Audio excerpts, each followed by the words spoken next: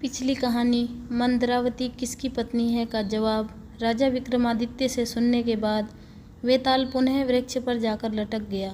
सिंसपा वृक्ष पर चढ़कर राजा ने फिर वेताल को उतारा और उसे कंधे पर डालकर चुपचाप भिक्षु की ओर चल पड़ा।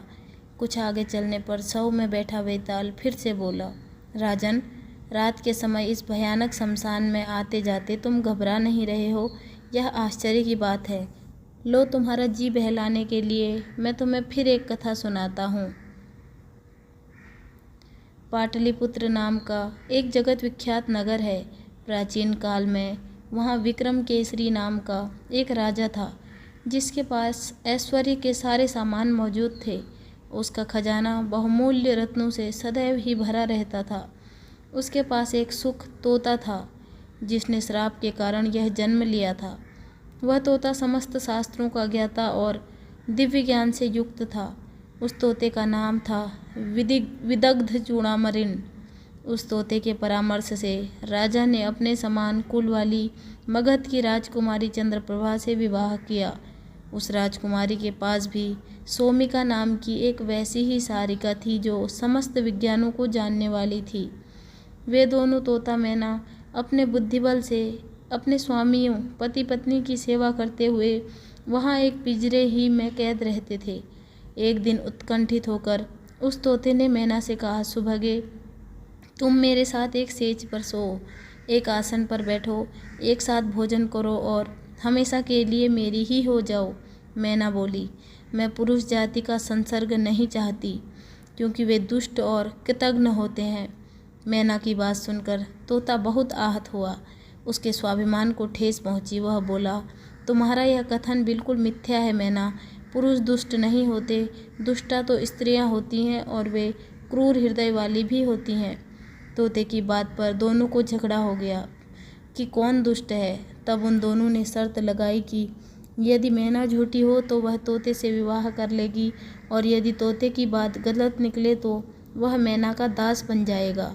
निर्णय के लिए वे दोनों राजसभा में बैठे हुए राजपुत्र के पास गए।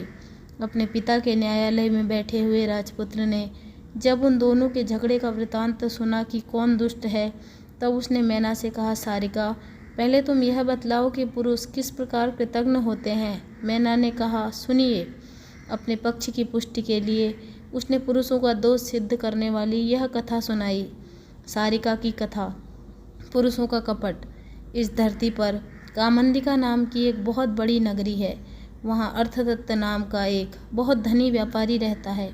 व्यापारी के यहाँ एक पुत्र ने जन्म लिया तो व्यापारी ने उसका नाम धनदत्त रखा। पिता की मृत्यु के बाद धनदत्त बहुत उच्छृंखल हो गया। वह बुरे लोगों की संगति में उठने बैठने लगा। उसके कुछ धूर्त मित्रों ने उसे जुआ आदि दुर्व्यसनों में डाल दिया। थोड़े ही दिनों में इन व्यसनों के चलते धनदत्त का सारा धन जाता रहा। लज्जावश स्वदेश छोड़कर विदेश भ्रमण हेतु चल दिया। चलते चलते वह चंदनपुर नाम के एक गांव में पहुंचा। वहां भोजन के निमित्त उसने एक व्यापारी के घर में प्रवेश किया। व्यापारी ने धनदत्त को कुलीन परिवार का समझकर उसका कुल आदि पूछा और फिर आदर सहित अपने घर में ठहरा लिया। वह व्यापारी धनदत्त के व्यवहार से इतना खुश हुआ कि उसने रत्नावती नाम की अपनी कन्या भी उसे ब्याह दी और दहेज में ढेर सारा धन भी दे दिया। तब वह धनदत्त वही अपने ससुर के घर में रहने लगा। कुछ समय बीतने पर सुख के कारण वह पिछली दुर्गति भूल गया। धन मिल जाने से वह फिर व्यसनों में फंस गया और स्वदेश जाने के लिए उद्यत हो गया। रत्नावली अपने माता पिता की इकलौती संतान थी, अतः वह व्यापारी उसे अपने पास से दूर नहीं जाने देना चाहता था। लेकिन उस दुष्ट ने बड़ी कठिनाई से किसी तरह उसे अनुमति देने के लिए विवश कर दिया। अनंतर एक वृद्धा के साथ गहनों से अलंकृत अपनी पत्नी को लेकर वह उस देश को चल पड़ा। चलते चलते वे बहुत दूर तक जंगल में जा पहुँचे। वहाँ चोरों का भय बतलाकर उसने अपनी स्त्री के गहने लेकर अपने पास रख लिए। धन के लोभ से उस पापी ने अपनी गुणवती स्त्री और उस वृद्धा को एक खंदक में धकेल दिया। खंदक में गिरते ही वृद्धा तो मर गई, लेकिन झाड़ियों में उलझ जाने के कारण उसकी पत्नी नहीं मरी। किसी तरह वह रोती बिलखती उस खंदक से बाहर निकल आई। उसका शरीर छत विछत हो गया था। जगह जगह राह पूछती वह बड़ी कठिनाई से अपने पिता के घर पहुंच पाई। अचानक इस रूप में उसके लौट आने पर उसके माता पिता सकते में आ गए। उन्होंने कारण पूछा तो रोते रोते उसने कहा, पिताजी, डाकुओं ने हमें मार्ग में लूट लिया। वे मेरे पति को बांध कर ले गए। उन्होंने मुझे और वृद्धा को खंदक में फेंक दिया। वृद्धा तो मर गई, किंतु ईश्वर की कृपा से मेरे प्राण बच गए। मैं खंदक में चीखती चिल्लाती रही। देवयोग से एक पथिक ने मेरी आवाज़ सुन ली और मुझ पर कृपा करके मुझे खंदक से बाहर निकाला। मैं किसी प्रकार मार्ग में राहगीरों से रास्ता पूछती हुई यहाँ तक पहुँची हूँ। बेटी के मुख से उसकी विपदा का हाल सुनकर उसके माता पिता ने उसे धीरज बंधाया। तब वह सती अपने पति का ध्यान करती हुई माता पिता के पास ही रहने लगी। उधर उसके पति ने स्वदेश पहुंचकर थोड़े ही दिनों में अपने साथ लाया हुआ धन जुए आदि में गंवा दिया। जब वह बिल्कुल कंगाल हो गया तो उसने सोचा, क्यों न अपने ससुर के पास जाकर फिर धन मांग लाऊं। मैं उनसे कहूँगा कि उनकी पुत्री उसके घर भली प्रकार रह रही है। ऐसा विचार कर वह ससुराल की ओर चल पड़ा। जैसे ही वह ससुराल के करीब पहुंचा, छत पर खड़ी उसी दिशा में देखती उसकी पत्नी ने उसे पहचान लिया और तुरंत दौड़ते हुए नीचे उतर आई। दौड़कर वह उस पापी के चरणों में जा गिरी। डरे हुए अपने पति को उसने वह सारा वृतांत कह सुनाया कि पहले किस प्रकार उसने झूठ मूठ अपने माता पिता से डाकुओं के उपद्रव की बात कही थी। सारी बात जानकर धनदत्त में हौसला पैदा हो गया और उसने निर्णय लेकर अपने ससुर के घर में प्रवेश किया। उसके ससुर ने प्रसन्नतापूर्वक अपने दामाद का स्वागत सत्कार किया। उसका दामाद डाकुओं की गिरफ्त से जीवित बचाया है। उसने अपने मित्रों और संबंधियों को बुलाकर महोत्सव मनाया। तत्पश्चात धनदत्त वहाँ अपनी पत्नी सहित अपने ससुर के धन पर फिर से मौज करने लगा। इतनी कथा सुनाकर मैना ने आगे का वृतांत कहा। हे राजन, साफ है कि दुष्ट कौन है। एक बार रात के समय उस नृशंस ने जो कुछ किया वह यद्यपि कहने के योग्य नहीं है, किंतु फिर भी कथा के प्रसंग में कहना पड़ रहा है। उस दुष्ट ने अपनी गोद में सोई हुई पत्नी की हत्या कर दी और उसके सारे गहने लेकर चुपचाप अपने देश की ओर चला गया। तब मैना ने आक्षेप लगाया कि पुरुष ऐसे पापी होते हैं, तो राजपुत्र ने तोते से कहा, हे सुख, सारिका ने अपनी बात कह चुकी है। प्रत्युत्तर में तुम्हें जो कुछ कहना है कहो। तब तोते ने उन्हें एक कथा सुनाई, स्त्रियों की दुष्टता। तोता बोला, हे देव, स्त्रियां भयानक साहस वाली, दुष्चरित्रा और पापिनी होती हैं। इस संदर्भ में आप यह कथा सुनिए, इससे स्पष्ट हो जाएगा कि कौन दुष्ट है। हर्षवती नाम की एक नगरी में एक धनवान बनिया रहता था। वासुदत्ता नाम की उसकी एक कन्या थी जो अत्यंत सुंदर थी। बनिया उसे अपने प्राणों से भी अधिक प्यार करता था। उसने अपनी उस कन्या का विवाह समुद्रदत्त नाम के एक सजातीय युवक के साथ कर दिया, जो सज्जनों के निवास स्थान ताम्रलिपि में रहता था। समुद्रदत्त सज्जन था। वह वासुदत्ता के समान ही रूप यौवन वाला था। सुंदर स्त्रियां उसकी ओर इस तरह टकटकी लगाए देखती थी जैसे चंद्रमा को चकोर देखता है। एक बार वह वासुदत्ता का पति अपने देश में था और वह अपने पिता के घर थी, तो उसने दूर से एक पुरुष को देखा। उस सुंदर युवक को देखकर वह चंचल स्त्री कामातुर हो गई और अपनी सखी द्वारा उसे गुप्त रूप से बुलवाकर उसके साथ काम क्रीड़ाएँ की। उसके बाद भी वह उससे गुप्त रूप से अनेकों बार मिली। उसकी इस सखी के अलावा किसी और को उसकी करतूतों का पता न चला। एक दिन उसका पति अपने देश से लौटा तो उसके सास ससुर ने उसका बहुत आदर सत्कार किया और उसे उचित मान सम्मान दिया। अपनी इकलौती संतान वासुदत्ता का पति होने के कारण उसके लिए वह सबसे प्रिय व्यक्ति था। वह सारा दिन उत्सव उल्लास में बीता। रात में वासुदत्ता की माता ने अपनी बेटी को सजा संवार कर उसके पति के शयन कक्ष में भेजा, किंतु एक ही सेज पर सोकर भी वह अपने पति के प्रति अनुरक्त न हुई। दूसरे पुरुष में मन लगा रहने के कारण पति के आग्रह करने पर भी वह नींद आने का बहाना किए पड़ी रही। तब राह की थकावट और मदिरा के नशे में चूर उसके पति को जल्द ही नींद आ गई। धीरे धीरे घर के सब लोग सो गए, किंतु करवट लिए वासुदत्ता जागती हुई अपने प्रेमी के विचारों में खोई रही। तभी एक चोर उसके महल में दाखिल हुआ और वासुदत्ता को जागता हुआ महसूस कर एक अंधेरे कोने में सिमट कर खड़ा हो गया। वासुदत्ता अपने प्रेमी से मिलने को बेचैन हो रही थी। उसने अपने प्रेमी से दिन में ही यह मालूम कर लिया था कि रात के समय उन्हें कहाँ मिलना है। अतः वह चुपचाप उठी और खूब गहने पहनकर सज संवर कर अपने प्रेमी से मिलने महल से निकल पड़ी। यह देखकर उस चोर को बहुत आश्चर्य हुआ। उसने सोचा कि जिन गहनों की चोरी करने मैं यहाँ आया हूँ, वह गहने तो यह स्त्री पहनकर बाहर जा रही है। अतः इसका पीछा करके यह तो देखूं कि यह कहाँ जा रही है। मैं ही इसके गहने भी लूट लूँगा। यही सोचकर वह चोर भी चुपचाप उस वणिकपुत्री पर नज़र रखता हुआ छिपकर उसके पीछे पीछे चलने लगा। कुछ दूर जाने पर चोर ने देखा कि वणिकपुत्री की एक सखी उसके लिए कुछ फूल और मालाएं लिए एक उद्यान में घुस गई, जहां उसके प्रेमी ने उससे मिलने का वचन दे रखा था। वासुदत्ता जब प्रेमी द्वारा बताए मिलन स्थल पर पहुंची तो अपने प्रेमी को एक वृक्ष पर मृत अवस्था में लटकता हुआ देखा।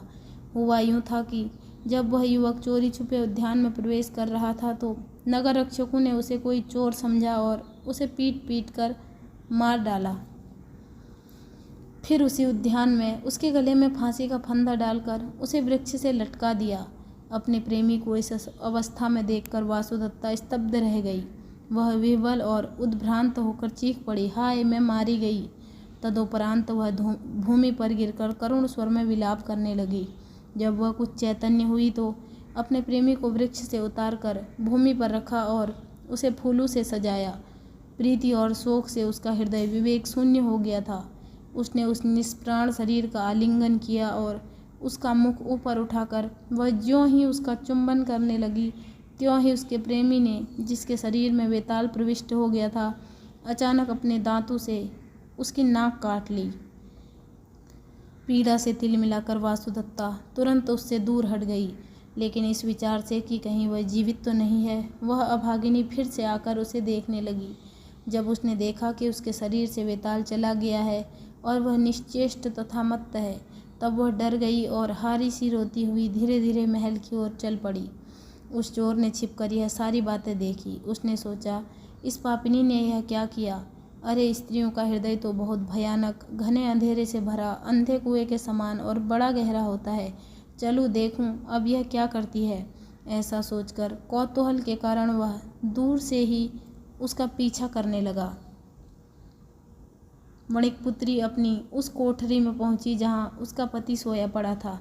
तब वह जोर जोर से रोती हुई चिल्लाने लगी, बचाओ बचाओ, पति के रूप में इस दुष्ट ने मेरी नाक काट ली है।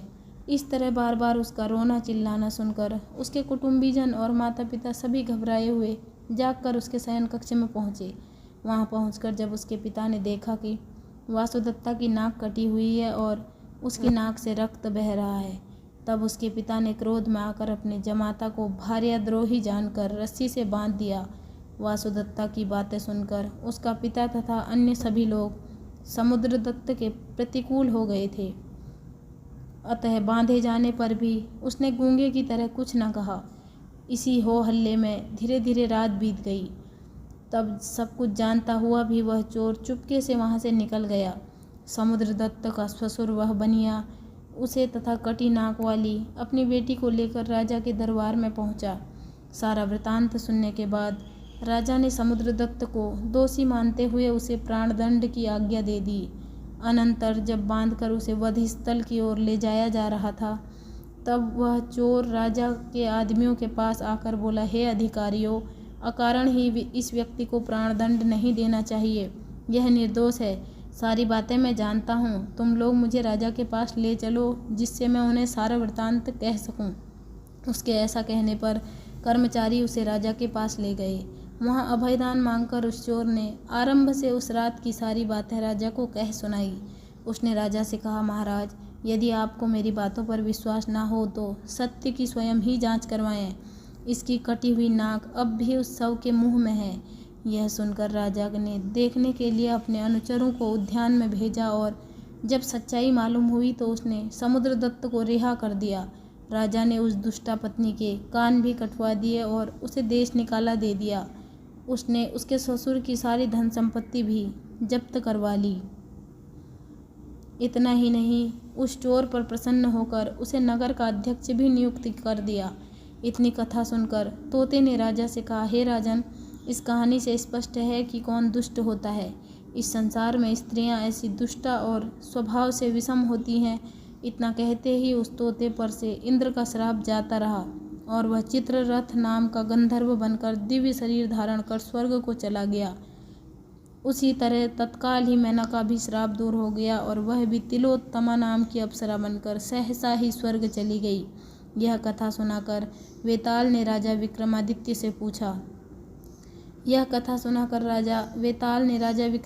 से पूछा राजन, तोता मैना के अपने अपने आक्षेपों का निराकरण हो गया। अब तुम बताओ कि स्त्रियां निंदित होती हैं अथवा पुरुष, दोनों में से कौन दुष्ट है। जानते हुए भी यदि तुम कुछ नहीं बताओगे तो तुम्हारा मस्तक टुकड़े टुकड़े हो जाएगा। कंधे पर बैठे हुए वेताल की बातें सुनकर राजा ने कहा, हे वेताल, तुम्हारा प्रश्न है कि कौन दुष्ट होता है। निंदित तो स्त्रियां ही होती हैं। पुरुष शायद ही कोई कहीं और कहीं ऐसा दुराचारी होता है, लेकिन ज़्यादातर स्त्रियां प्रायः सभी जगह और सदा ही वैसी होती हैं। राजा के बताते ही कि कौन दुष्ट है, वेताल पहले की तरह फिर से कंधे से गायब हो गया। राजा भी उसे वापस लेने के लिए फिर से वृक्ष की ओर चल पड़ा।